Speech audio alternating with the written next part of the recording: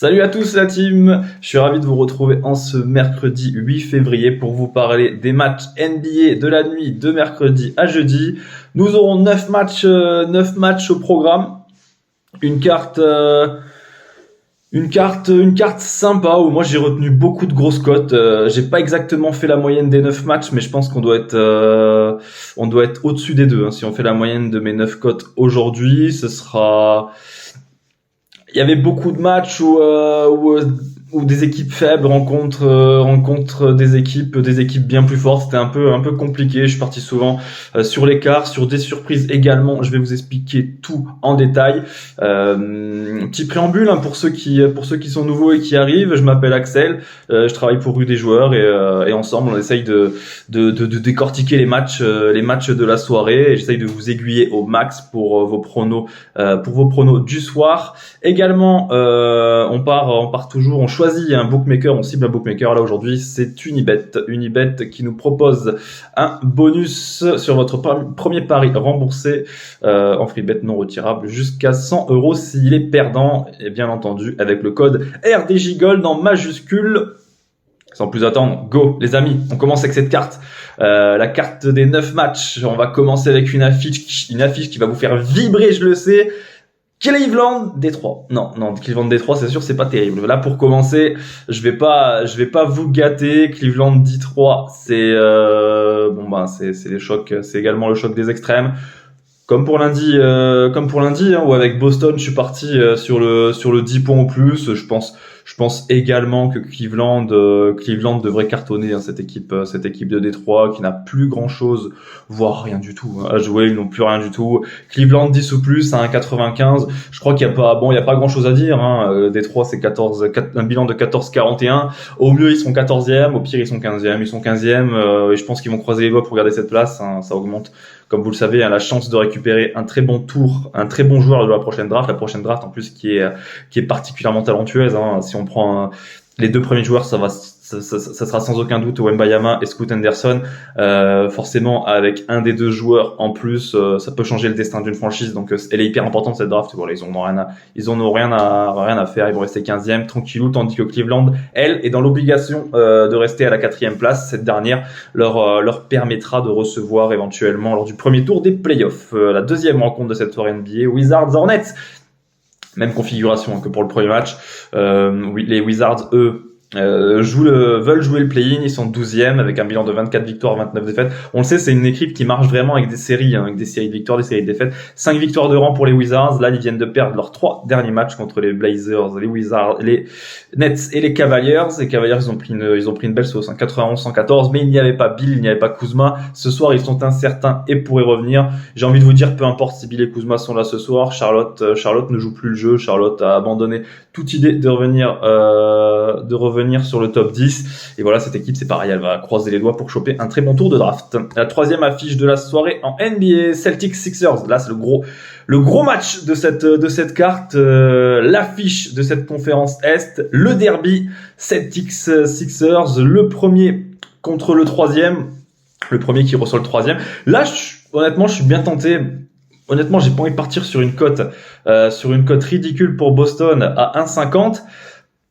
Tout en ayant conscience que les Celtics, ces derniers temps, c'est pas forcément ça. Ils ont perdu 4 de leurs 7 derniers matchs. Ça ne leur était pas arrivé depuis le début de la saison. A contrario, les Sixers, ils tapent systématiquement du lourd et ils jouent très bien en déplacement, les Sixers. Mis à part cette défaite chez les Knicks de New York, les Sixers, auparavant, restaient sur 7 victoires consécutives en déplacement. Une machine à gagner, 7 victoires lors des 8 derniers matchs.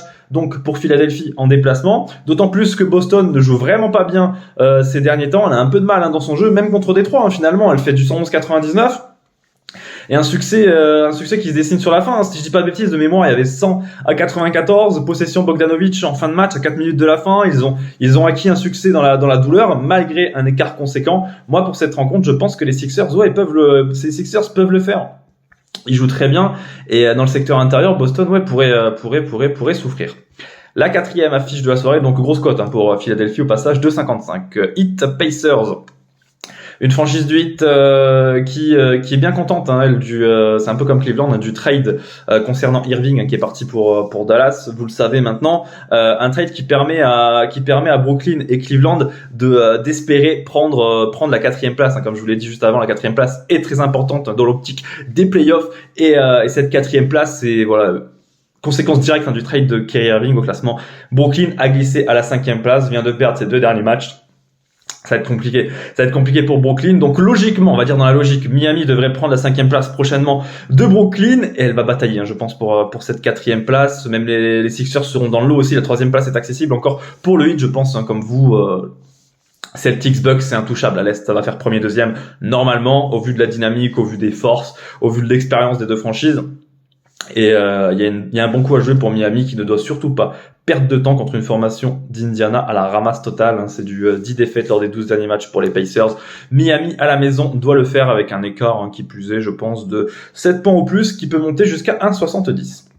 À la 5e affiche de la soirée, nous allons prendre la direction de Toronto, où les Raptors vont recevoir les Spurs. Bon, la petite cote, hein, honnêtement, c'est un match bien pourri, hein.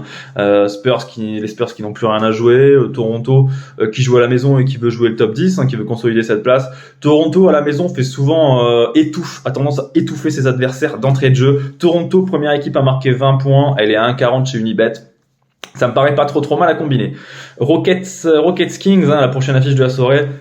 Bon, idem, hein, c'est pas du rêve, hein, Rockets Kings, quand le 15e de la conférence Ouest reçoit le 3e.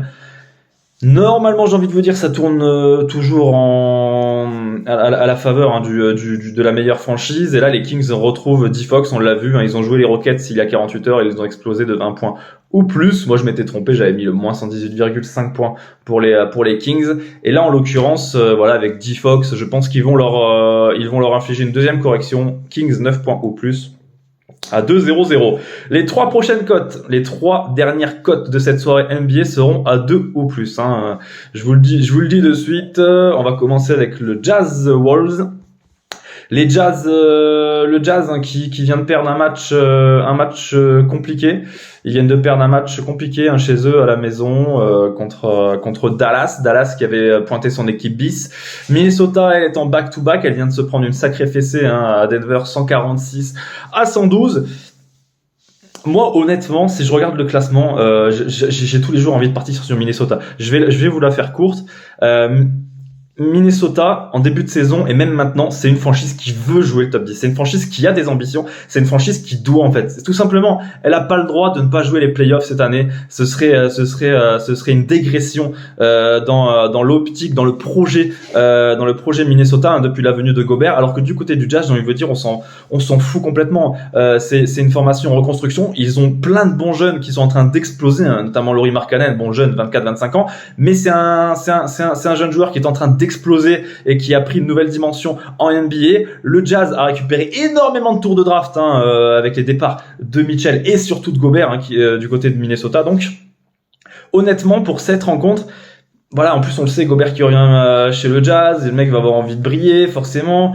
Il y a tout cet aspect un peu extérieur, hein, qui va rentrer en compte. Et comme je vous l'ai dit, le Jazz, honnêtement, ils sont 10e de conférence Ouest. Ils donnent vraiment l'impression d'une équipe qui régresse petit à petit. Déjà, d'une part, ils sont en sur-régime, et d'une autre, ils n'ont pas besoin forcément de remporter des matchs. Honnêtement, pour le Jazz, posez-vous la bonne question. Regardez, qu'est-ce qui est bon à faire pour le Jazz à l'heure actuelle? Est-ce qu'il faut prendre cette 10e, 9e place, jouer le play-in, éventuellement jouer les playoffs, finir 8e et prendre 4-0 contre Denver au premier tour des playoffs? Ou plutôt tout doucement régresser, aller chercher la 12, 13e place? Parce qu'on le sait, hein, derrière, les Lakers, les Blazers et le Thunder jouent les playoffs. Et derrière, pourquoi pas régresser, prendre cette 13e place et avoir un très bon tour de draft, potentiellement un top 6 et potentiellement un top 3. Moi, à la place du Jazz, honnêtement, je commence à reculer pour les années à venir. En tout cas, ça serait préférable. Minnesota, pour ma part, mais en back-to-back, peut le faire. J'espère qu'il n'y aura pas d'absence majeure du côté des Wolves ce soir. L'avant-dernière rencontre de notre soirée NBA, les amis. Nous allons prendre la direction de Los Angeles, où les Clippers reçoivent Dallas. Bah, alors là, tout simplement, je vais avoir un peu le même discours, hein, que le Jazz Dallas, où j'avais mis Dallas dans la partie rédac. J'étais parti sur le Dallas plus 7 lundi. Moi, je vois pas pourquoi Dallas ne pourrait pas le faire. En tout cas, il y a plein d'éléments qui nous permettent de dire que Dallas pourrait le faire. Bien entendu, petite mise, hein, c'est une cote à 3,45, 3-4 euros, c'est parfait. 3,45 pour Dallas. Je vais vous expliquer pourquoi je pars dessus rapidement. Alors Irving joue son premier match, il n'y a pas de Doncic, mais Irving joue son premier match, forcément le mec va vouloir briller. Dallas vient de taper Utah 124-111. Dallas a des mecs qui commencent à pointer le bout de leur nez en fait. Tout doucement, en fait, Doncic est sur le carreau et il y a certains joueurs qui commencent à prendre de la valeur. McKinley, Hardy, le mec 29 points, sorti de banc 26 minutes.